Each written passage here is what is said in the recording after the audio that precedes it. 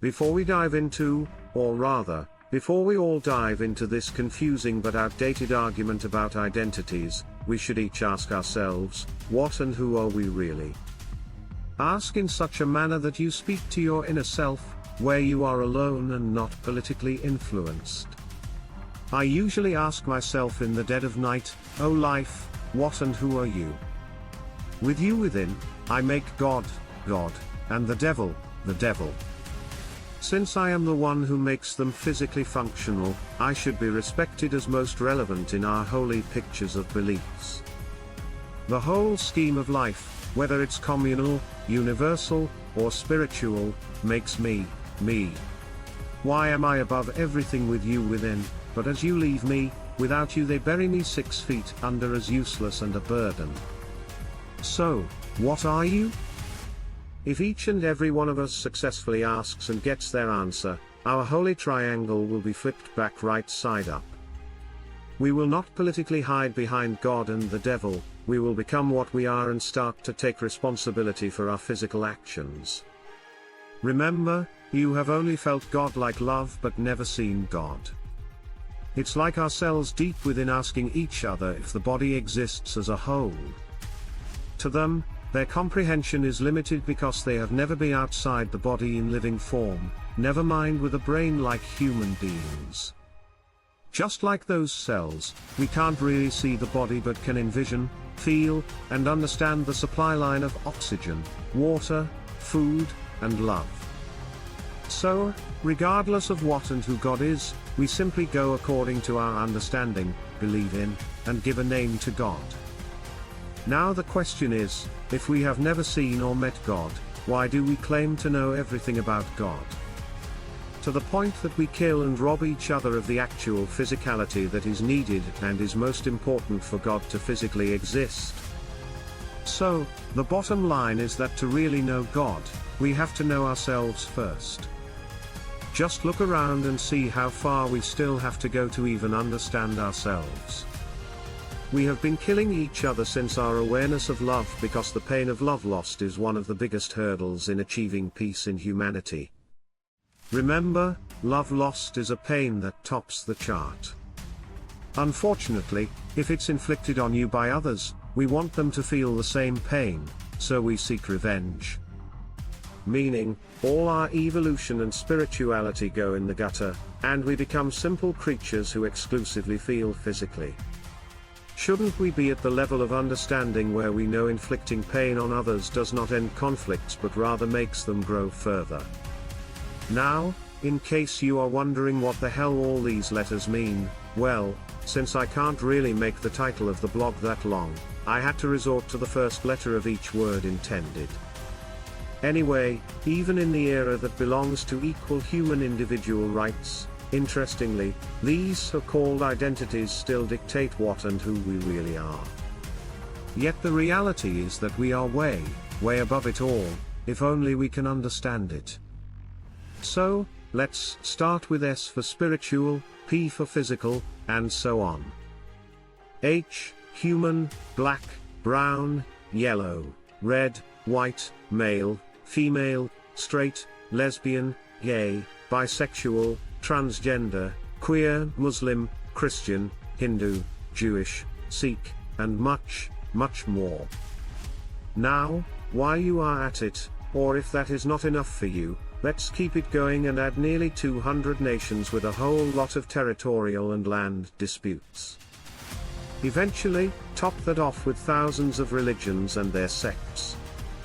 Remember, this blog is part 3 of Equal Human Individual Rights, and the heading of this blog is about our natural as well as politically installed identities.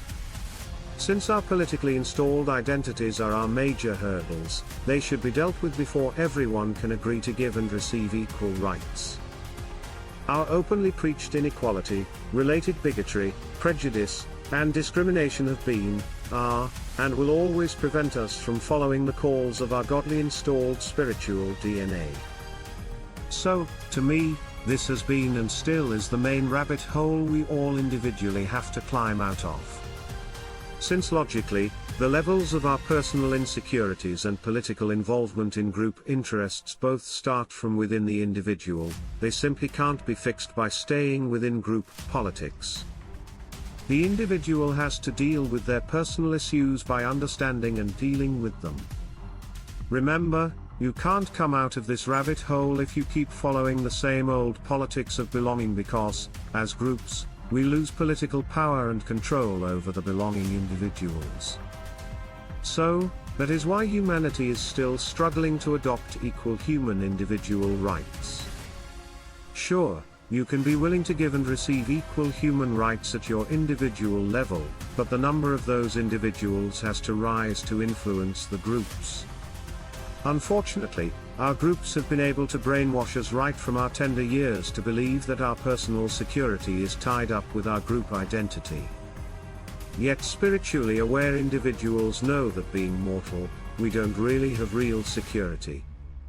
So, regardless of our political influences, we should not sacrifice our spiritual principles for political identities. I wholeheartedly believe that if we all can bring it down to us individually and really connect to God as human individuals, or should I say as real and politically uninfluenced human beings, we can actually bring the peace humanity has been seeking since the beginning of our spiritual awareness. When I started to look for the reasons why, as humanity, we can't get along and why we have been and still are so torn apart for thousands of years, all these first letters of modern-day human individual identities showed up. The spiritual and physical human being comes first because that is our real and foundational identity. Next is black, because science says that somewhere along the way, we all originated from Africa. So, to me, it's kind of obvious to be dark if you are from or around the equator. That means our ancestors had to be black or dark to begin with, because even today, the populations around the equator are still predominantly dark.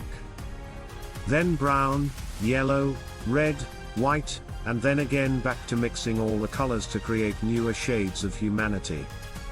No, I am not going to say 50 Shades of Humanity even if I feel like it. Now, you can top that off with the presently dominating and main religions, Muslim, Christian, Hindu, Jewish, and Sikh. Then, there is today's popular and disputable discussion related to our national and sexual identities.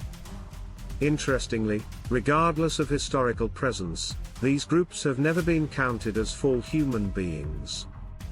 If they were somehow counted as less or inferior to others, as if national and sexual identity, or any political identity, automatically makes someone better or lesser of a human being.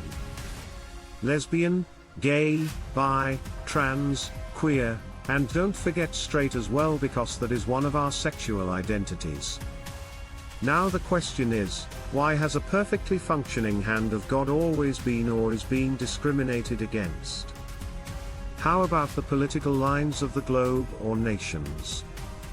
Now look at your first name, especially if you have an Arabic background. Add your father's name, his father's name, and even his father's name, and then your family or last name. While you're at it, add your educational degree, your height, or if you are fat or skinny, young, old, aging, and even being mortal as well. I think these all should be enough to talk about. Now let's figure it all out. As a human individual, how many political identities have you been buried under? Remember, I just took it easy by not counting all the religions and their sects. Recently, I asked Lady Google, and she said it's hard to get the right number, but there are more than 4,000 active religions out there. So, as human individuals, we all will have to dig much deeper within ourselves to really understand the power of our politically wrapped layers of beliefs. Finding ourselves as human individuals is a hard task. Digging within yourself is not easy, especially if you have been wrapped up or even brainwashed to believe that you are everything but a human being with your own atom of autonomy. When it comes to going against your own political belonging, you better be ready to disturb some internal and external dirt, or, you know what I mean? that can cause you some internal disputes, putting you in not a very good place. Since you have been wrapped up or raised with all this so-called political dirt right from the get-go, if you can understand that as a reality, you may come out from the other side in one piece. Otherwise, chances are you may internally fall apart. If your head does not spin like mine, or you are not willing to dig within, you are stuck in your political identities to the point that you have lost your CEO status provided to you by your atom of autonomy. Confused? Well, let's try to get out of this confusion and get ourselves unstuck together. Taking charge of our individual and personal life like a CEO can help. This is why, as human beings, we all can think and respond with free will, and that is our real gift from God. God really meant for us all to be human beings, not some genetically programmed creatures. By blessing us all equally with our own atom of autonomy-related spiritual jewelry, God put a lot of responsibility on our individual shoulders. Remember, if you are using your free will in everything else you do, it is because of that mini-God sitting right within you. Your compassion, sense of justice, and other spiritual duties like love and sacrifice are not things your groups have installed within you. You actually brought them along from before your birth. All the groups did was stop you from digging within to find out your evolving potential. They tried to brainwash us all with their political belonging rhetoric, so we could not think beyond our group interest. Our God-given gifts can help us assume the responsibilities of a CEO and become responsible human beings who can actually separate spirituality and political religious beliefs. Compared to our advancements in technological, medical, and scientific knowledge, why are we so far behind when it comes to our social and emotional evolution? Regardless of thousands of religions, hundreds of nations, empires, isms, and thousands of years of evolution under our belt, why are we still struggling and banging our heads against the same wall as we did in our distant past? Remember, we still kill each other over something we don't know and can't explain. Just look at our wars, we are still killing each other regardless of the guilt, and yes, even children as well. Yet, we have been claiming that we are doing all that in the name of God. Our group politics cunningly hide our land, clans, and love-loss related disputes behind our religions because individuals from both sides are willing to kill and get killed for it. Interestingly, the majority of us emotionally buy into it because of the politics of belonging. So, even in this day and age, our groups reap the benefits of weaker and insecure individuals, yet as individuals, we can't raise our voices against our political belonging. What is going on in the world of nuclear and biological weaponry? Remember, our emotional disturbance is usually based on the politics of nationalism and extreme religious beliefs. So, not harnessing the urges to follow the politics of belonging and animal urges is an individual dilemma of the modern-day human being. Since thousands of years of experimenting with all kinds of governing systems did not bring the peace that humanity has been seeking, it's time to stop banging our heads against the same wall. Instead of asking for equal group rights, we should bring it down to equal human individual rights. By bringing it all the way down to the individual level, we can control our political groups to the point that they can't pull our strings like puppets. Remember, even as humanity, we can't enforce our justice system because our top organization has a group-based veto system. Sure, we need political and justice systems to run our affairs, but if they don't have universally founded equal spiritual systems, they can be bought and sold with political influences. In today's time, we all talk about equal human individual rights and democracy, but in reality, we are individually incapable or unwilling to give the same rights we receive from others. All because of the politics of belonging to our groups. Meaning, we as individuals are spiritually struggling deep within the core of being human.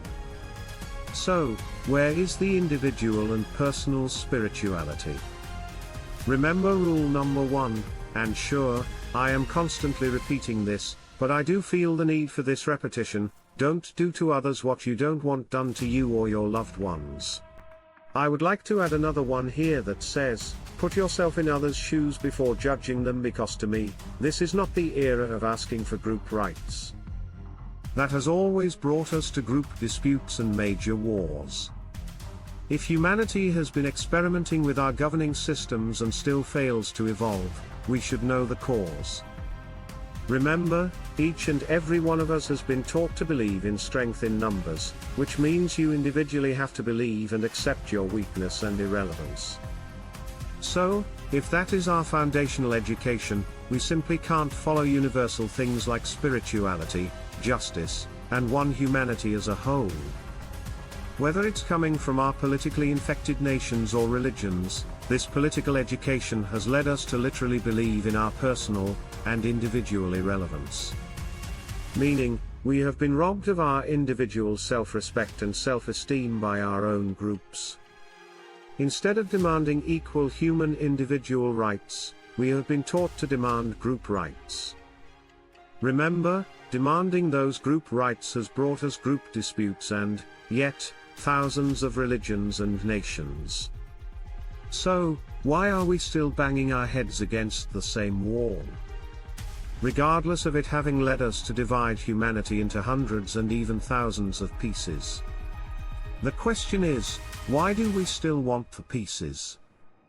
Today's time is the first, or probably the only, time when equal human rights are being asked by most of humanity, but as groups. Personally, I believe if we miss out on this opportunity and keep our identities as groups, we may end up blowing it all up, just like it has been predicted in our holy books. Sure, we can blame it all on God, but to me, if God had blessed us all with our atom of autonomy and related free will and personal sense of justice, we don't really have that luxury. If that happens, we all are individually to blame, because we did not assume the responsibilities of a CEO as God had granted us all equally. Remember, all our groups, nations, and religions are made of individuals, and they all depend on our physical compliance to be meaningful. So, in reality, all our weaponry does not get shot on its own. Even with AI involved, a human individual's physicality has to be behind setting it all up. So, being an atom of autonomy holding human individual, we simply can't be exonerated from our political-based actions. And yes, even if we say we are doing it all for our belonging group.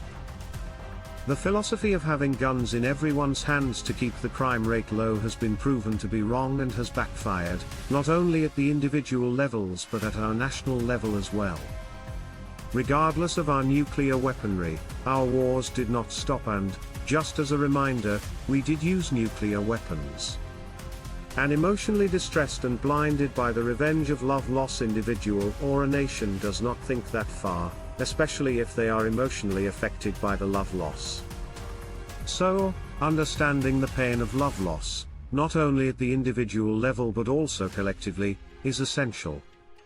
In today's time, we can't be preaching each other's destruction without the risk of harming ourselves. Meaning, if you are a politician or a religious leader, think hard and far and deep enough before preaching or expressing your emotionally charged points of view. Interestingly, most religions talk about compassion openly, but when it comes to practice, the result is zero because the death toll of religious disputes is impossible to count. Strength in numbers and group politics have been taking their toll for thousands of years, if you go religiously, but millions of years if you go scientifically. It's time we start to look at the reasons why fear-based philosophy does not work for human beings. Most religions have tried it yet failed to produce results. If you ask Lady Google, she will tell you the crime rate of religious societies is higher than that of secular societies. Meaning, the fear of hell or greed of heaven does not work in modern-day fact-based humanity. Remember, keeping the crime rate down in religious societies was doing pretty well by force, but only until humanity started to ask for equal human rights and even the younger generations started to question their authorities. When religions started humming and hawing or hesitating to adopt, agree to, or provide spiritual principles like equal human rights, they labeled themselves as political systems. No wonder in today's societies, religions are losing the respect they have enjoyed for thousands of years. So, if the general population is not obeying them, it is not a coincidence.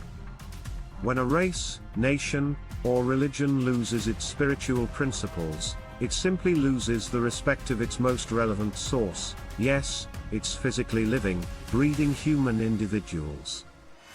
That means their days are numbered, because the history of humanity shows a graveyard full of those.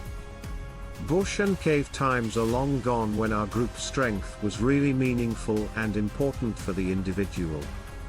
Today, things have drastically changed and are even changing fast. So, we all have to keep up with the changes. Remember, we don't fight with swords, spears, and arrows anymore. Today, all it takes is an individual with a briefcase or a rocket with a warhead, because modern-day technology can simply wipe out a city full of people in an instant. Shouldn't we be trying to understand our emotional status and the reasons why we are building up that arsenal? Sure, as an individual belonging to today's time, most of us seek and are even willing to give and receive equal human individual rights. But our group politics still has the power to brainwash individuals. That is why, regardless of our evolutionary nature, we can't seem to outgrow these hormone-based urges. Remember, by nature, we all are individually equipped with DNA that has its spiritual side-related knowledge. On top of all that, we even have an unstoppable evolutionary nature. Yet some of us still don't use our God-given knowledge and capabilities. So, the majority of us still blindly believe in whatever our political groups want us to believe. That is why, even in today's humanity, there are people who still don't believe in equal human rights.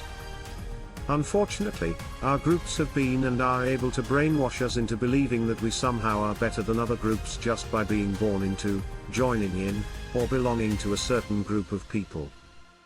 If you look at it logically, these kinds of belief systems are founded on and are preaching inequality. They simply preach not only inequality, but also bigotry, prejudice, and discrimination as well. So, if you dig a little deeper or think further, by them claiming that God is their cousin as well, they are committing a spiritual sin by involving a universal entity like God in their prejudice and discrimination. Don't agree with me? Just try to count the number of innocents who have been killed or are being killed in the name of religions.